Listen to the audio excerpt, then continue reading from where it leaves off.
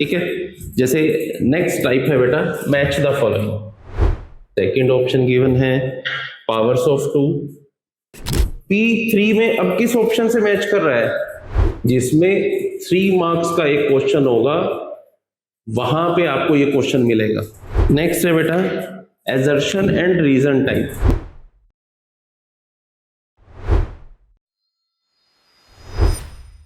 Last class में बेटा हमने कुछ क्वेश्चंस किए थे आपके फर्स्ट चैप्टर के, आज उसके और वेरियस क्वेश्चंस करेंगे, किस किस तरह के और क्वेश्चन आते हैं। ठीक है। जैसे नेक्स्ट टाइप है बेटा मैच द फॉलोइंग। जैसे फर्स्ट क्वेश्चन है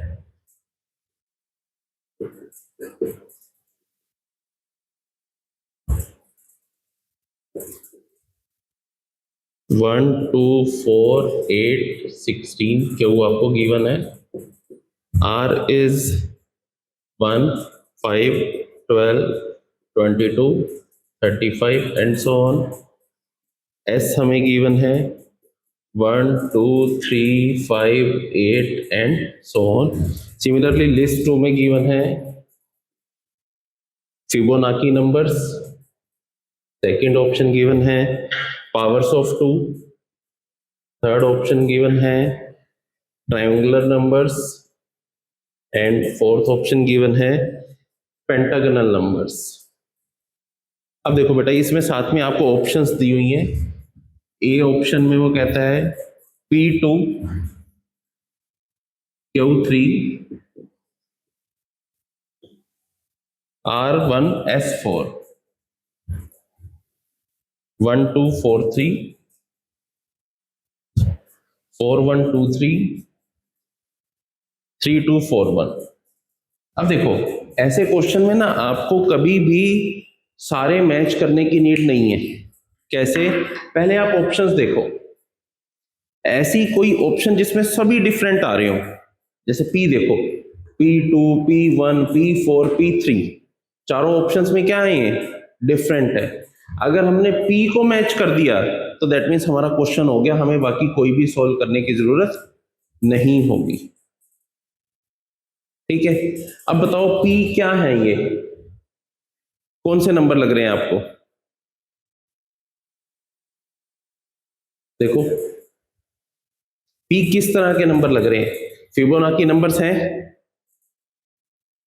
यस और नो? नो। पावर्स ऑफ 2 हैं? नो। ट्रायंगुलर नंबर्स या पेंटागोनल नंबर्स? कौन से नंबर लग रहे हैं आपको ये? ट्रायंगुलर नंबर्स क्या थे? फर्स्ट नंबर 1, सेकंड निकालेंगे 1 + 2 3, थर्ड निकालेंगे 1 + 2 + 3 दैट इज 6। और वहां पे अगर हम देखें तो सेम सीरीज चल रही है, तो आपके जो फर्स्ट P है ये किससे मैच करता है? ट्रायंगुलर नंबर से। तो दैट मींस P3 में अब किस ऑप्शन से मैच कर रहा है? Option D. तो हमें बाकी कोई भी सोल्व करने की नीड नहीं है, हमें सिर्फ एक ही मैच करने से आंसर मिल रहा है। दैट मींस आप ये देखो क्यू क्या है? Power of 2। आर क्या है? Pentagonal numbers. और एस क्या है? Fibonacci numbers. समझे? तो हमने सिर्फ एक ऑप्शन को सॉल्व किया और हमें क्या मिल गया बेटा? आंसर। और ये आपको क्वेश्चन IMO एग्जाम में आपके लास्ट में जो अचीवर सेक्शन आएगा ना बेटा, जिसमें 3 मार्क्स का एक क्वेश्चन होगा, वहां पे आपको ये क्वेश्चन मिलेगा। तो वहां पे जब हमें टाइम सेव करना है तो हमें फटाफट ऑप्शंस देखनी है, और अगर सिर्फ एक ही मैच कर रहा है, सिर्फ 30 सेकंड्स में क्वेश्चन सॉल्व हो जाएगा। कितने का? 3 मार्क्स का। समझ आया? अब हो जाएंगे ऐसे क्वेश्चन। नेक्स्ट करें एक और ऐसा, बोलो एक और।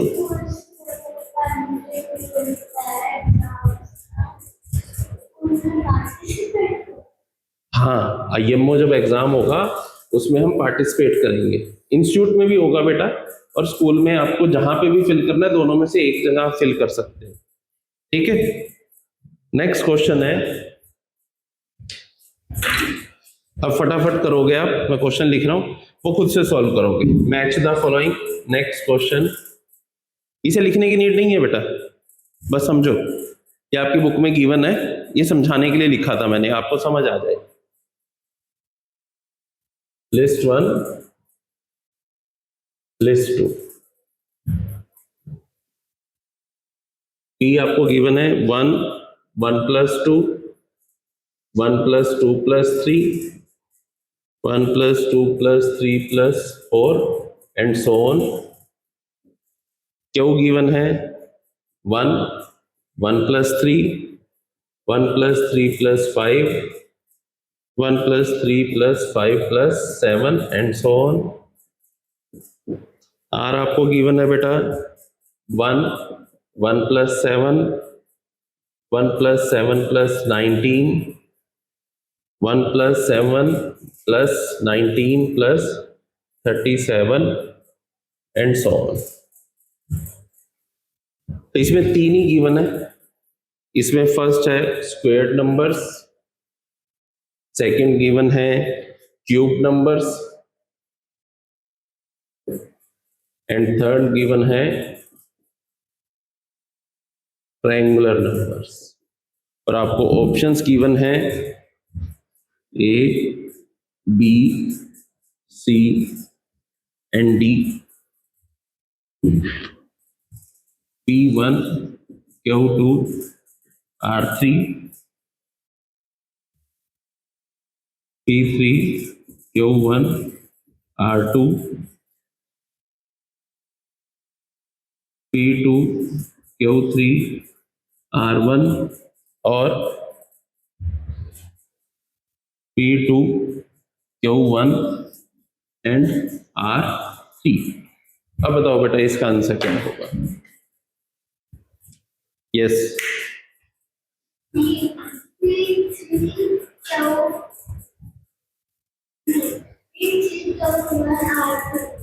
Option B, option B. चल देखो, जैसे ही हमने फर्स्ट को मैच किया ट्रायंगुलर नंबर्स, आप यहां देखो सिर्फ एक ही ऐसा ऑप्शन है जो मैच कर रहा है P3 के साथ, तो हमें आगे करने की नीड ही नहीं है। क्यों, क्या है आपके स्क्वायर्ड नंबर्स और ये क्या है आपके क्यूब नंबर्स। तो अब ऑप्शन देखते ही हमें विद इन सेकेंड्स पता लग जाता है कि आंसर क्या होगा। और ये 3 मार्क्स के क्वेश्चन आते हैं बेटा ऐसे, समझ आया? डन।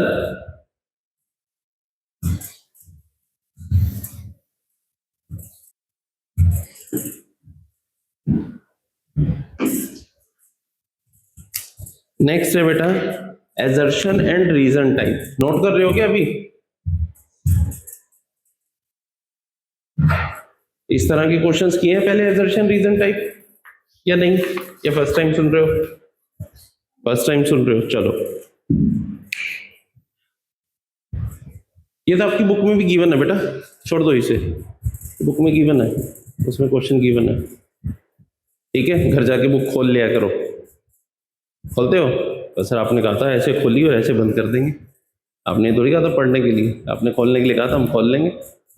और बताओ, रोज खोलेंगे, क्या याद करोगे आप भी? करें शुरू। Assertion and reason type questions में क्या होता है बेटा, आपको ना 2 स्टेटमेंट्स दी होंगी, एक एजर्शन गिवन होगी और एक रीजन गिवन होगा। मैं अभी क्वेश्चन भी करवाऊंगा, एक बार समझ लो होता क्या है। एजर्शन में आपको एक स्टेटमेंट गिवन होगी, उस स्टेटमेंट में ना वो कुछ बोलेगा, कुछ हमें एक्सप्रेशन देगा या कोई क्वेश्चन देगा, हमें चेक करना है कि वो सही है या गलत है, ठीक है? इधर ट्रू और फॉल्स। पहले हम एजर्शन चेक करेंगे, फिर हम रीजन पे आएंगे, फिर हम रीजन चेक करेंगे कि वो सही है या गलत है, वो स्टेटमेंट जो रीजन में स्टेटमेंट गिवन है वो सही है या गलत है। और हम ये चेक करेंगे कि जो रीजन में स्टेटमेंट दी हुई है क्या वो एजर्शन की जस्टिफिकेशन है या नहीं है। मान लो एजर्शन में दे दिया 3 + 5 = 8 फॉर एग्जाम्पल, ठीक है। और रीजन में वो कहता है in addition we add 2 numbers to get the answer।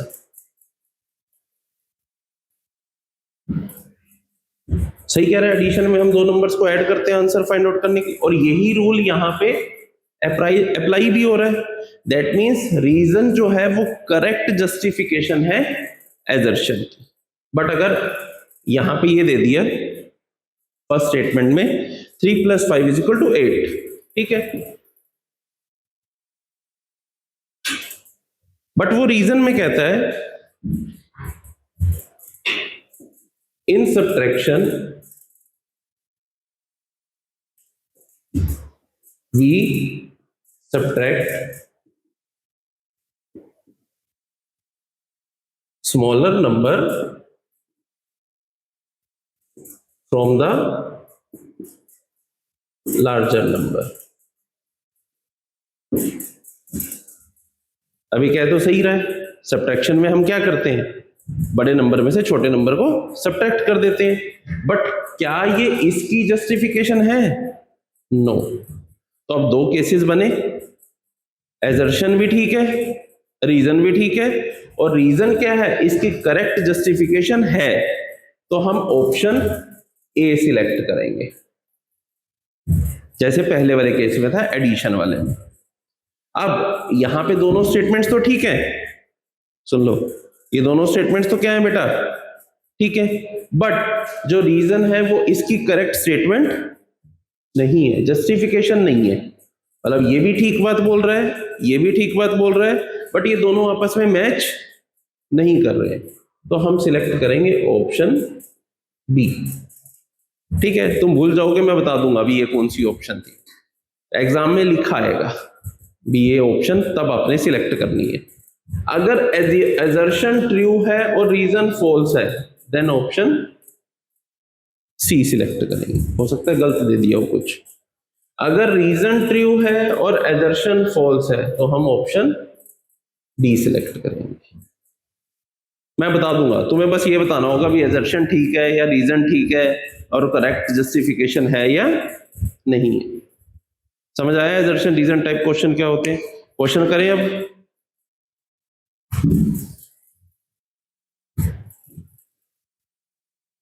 Assertion given है, ए से रिप्रेजेंट कर रहा हूं मैं एजर्शन को, ठीक है।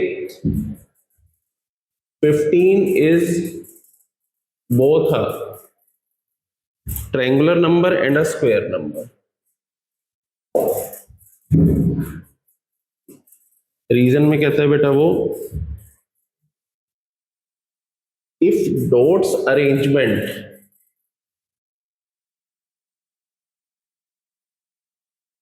of a number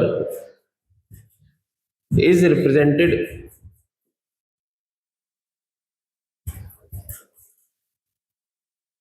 in triangle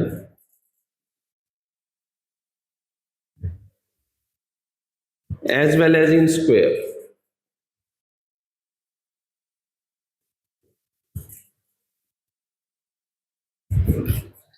then the number is called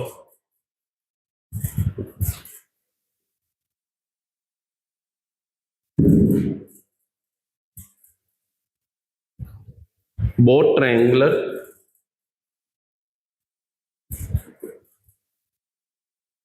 as well as square number।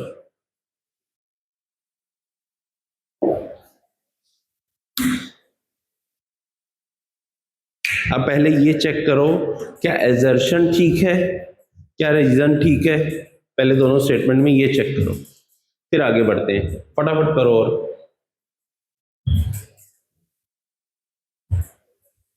देखो एजर्शन में वो कहता है 15 is both a triangular number and a square number. क्या ये सही बोल रहा है?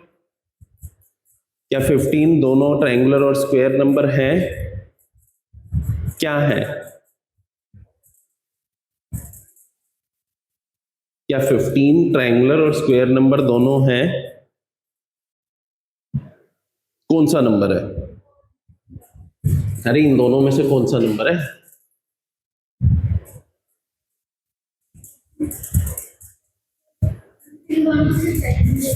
इन दोनों में से ट्रायंगुलर है।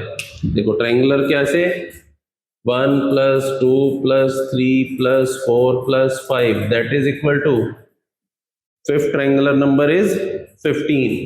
ये ट्रायंगुलर तो है बट ये स्क्वायर नंबर तो नहीं है, तो दैट मीन्स एजर्शन क्या है? फॉल्स। एजर्शन हमें गलत गिवन है। अब चेक करो क्या रीजन ठीक गिवन है? क्या ये स्टेटमेंट जो रीजन में गिवन है क्या ये सही है? पढ़ो समझो, क्योंकि एग्जाम में मैं नहीं आऊंगा बताने, वहां तुम्हें खुद समझना होगा। बताओ ये सही है या गलत है? पढ़ के देखो, समझो। इसमें हमें गिवन है if dots arrangement of a number is represented in triangle as well as in square, कि कोई डॉट अरेंजमेंट अगर ट्रायंगल में रिप्रेजेंटेड है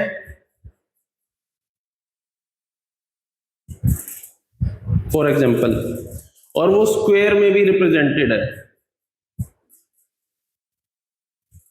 तो वो नंबर ट्रायंगुलर भी होगा और स्क्वायर भी होगा। Then this statement is true, क्योंकि अगर वो ट्रायंगल में भी रिप्रेजेंट हो रहा है और स्क्वायर में भी रिप्रेजेंट हो रहा है तो वो नंबर ट्रायंगुलर भी होगा और स्क्वायर भी होगा। So assertion is false and reason is true. तो ऑप्शन कौन सी होगी? Last option D, when assertion is false and reason is true. समझ आया किस तरह से क्वेश्चन होगा? बोलो।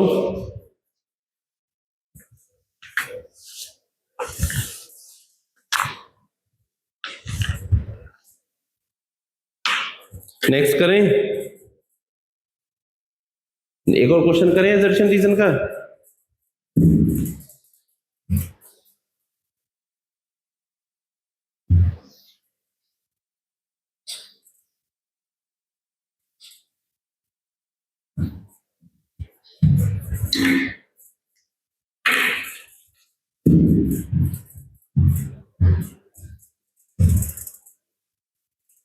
एजर्शन गिवन है the sequence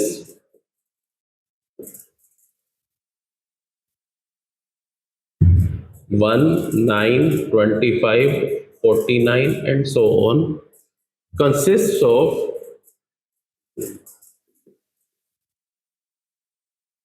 squared odd numbers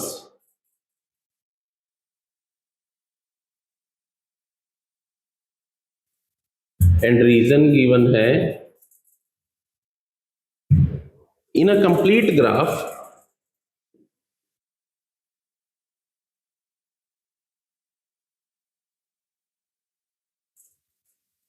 every vertex is connected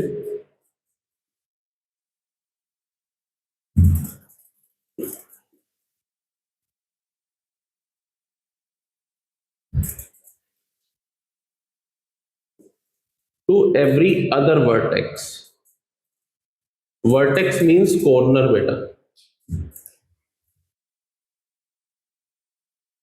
करो assertion and reason, ये क्वेश्चन करो बेटा।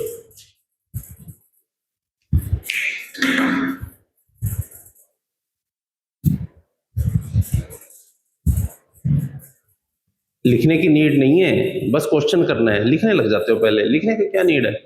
कोई नीड नहीं है, यहां से सोल्व करना है बस। लिखा तो है मैंने, तुम बार बार दोबारा लिख के क्या निकलेगा? कुछ भी नहीं। The sequence 1, 9, 25, 49 consists of squared odd numbers. Correct? Yes, correct.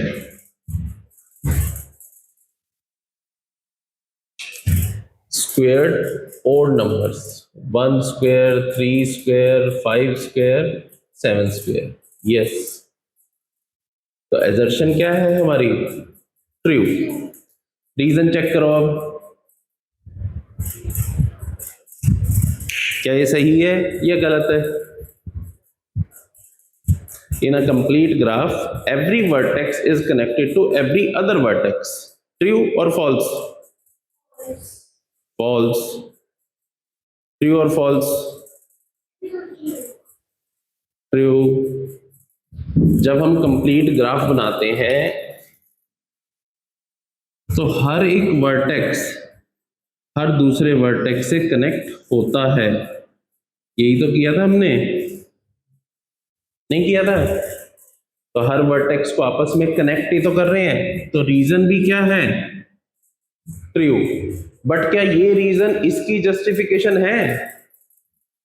ये एक डिफरेंट चीज है, ये एक डिफरेंट चीज है, तो ये इसकी जस्टिफिकेशन नहीं है। तो assertion is true as well as reason is true, but reason is not the correct justification of assertion। तो ऑप्शन कौन सी आएगी बेटा? बी। जब जस्टिफिकेशन होता है तो ए आती है, जब जस्टिफिकेशन नहीं है तो बी। लिखा होगा, जब आपके पास क्वेश्चन आएगा तो उसमें मेंशन होगा भी ए कौन सा सिलेक्ट करना है, बी कौन सा सिलेक्ट करना है, सी कौन सा, डी कौन सा। जिस सीरीज में मैंने आपको बताया वैसे ही सीरीज में वो गिवन होता है। समझ आया? बोलो, क्लियर? कर दूं अब? कर लो फटाफट।